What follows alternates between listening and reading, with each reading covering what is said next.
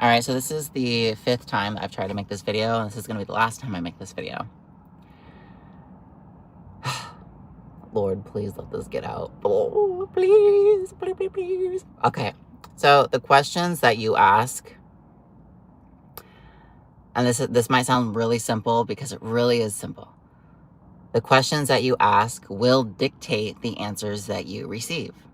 Of course, Tilthy. Well, duh, but are you asking the right questions? You know, are you really asking the right questions? And oftentimes we are running around this life and we're wandering aimlessly, literally. And we're like, well, I want to get here one day and I want to go here one day. And so you're going, you're walking, you're trenching, you're doing what you think you need to do, because you assume, and 9 times out of 10, we don't know if we're actually going to get there because we haven't planned out the route effectively. Okay, so imagine you're trying to get to point B, and right now you don't even know where you are. So one, you need to identify exactly where you are. You need to identify what point A is in order to get to point B. You have to identify exactly where you are. So for me, I got no job. I'm door dashing. I'm relying on God. I'm praying. I'm working. I'm trying to utilize my time effectively, the time that I have, because the time that we have is very limited. This time here on earth is incredibly limited. And the more time that we waste is time that we can't get back. Now, it's one thing if the enemy steals time from you, God will always give that back to you tenfold, of course. But if we are actively choosing to waste our own time, we might not get that chance to get those moments back, and then we find ourselves hurrying and rushing and trying to finish something quick, and nothing good is ever finished quickly. Slow is always the best way to get there. So today I just want to ask you a couple questions because I think the questions that you ask are so important and so crucial in receiving the answers that you seek, okay? So today we're going to ask, are you utilizing your time effectively? And if you don't know, and if you think you are, but you're unsure, I want you to sit down and jot down the 24 hours that you have today, all the minutes, all the hours, and write down in like a graph or whatever, a tally note, however you do it, how you're utilizing your time and what you're doing. Be intentional and write it down. And you will see where you are wasting time, whether that's on Instagram, Facebook, if you're just dilly-dallying, if you're just like, you don't know what you're doing, you're wandering aimlessly. Now you know, hey, I have all this extra time that I could be utilizing effectively. Just start there. Know exactly where you are and how you're using your time.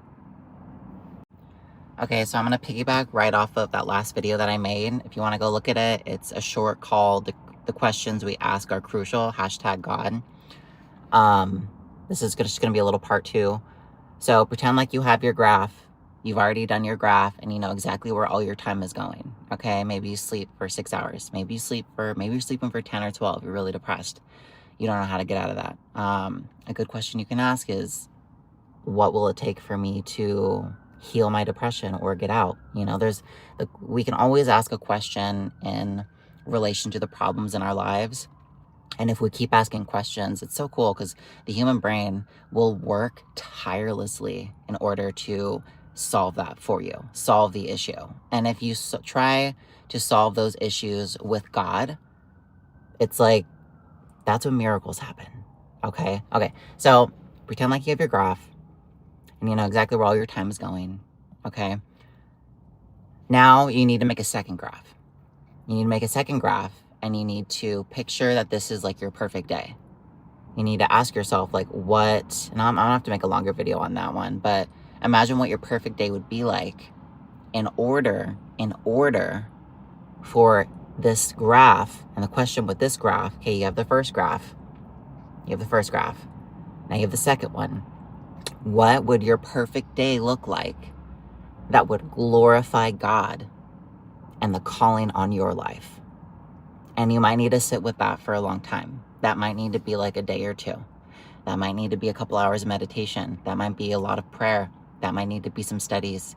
That might need to be a couple weeks of you figuring out who you are. It takes a long time to figure out who you are, but if you diligently seek the calling on your life and you diligently seek God to clarify what that is in your life, He will bring clarity to you. I promise. I promise.